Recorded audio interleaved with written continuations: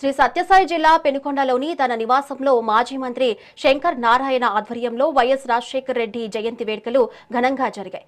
YCP శ్రేణులతో కలిసి ఆయన వైఎస్ఆర్ చిత్రపటానికి పూలమాల వేసి నివాళులర్పించారు.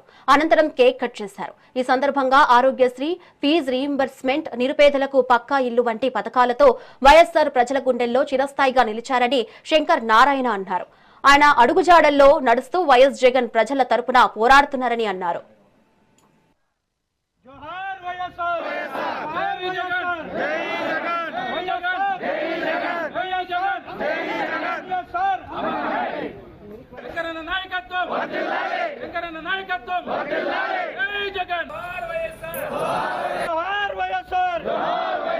జగన్మోహన్ రెడ్డి నాయకత్వం, జై జగన్, జై జగన్,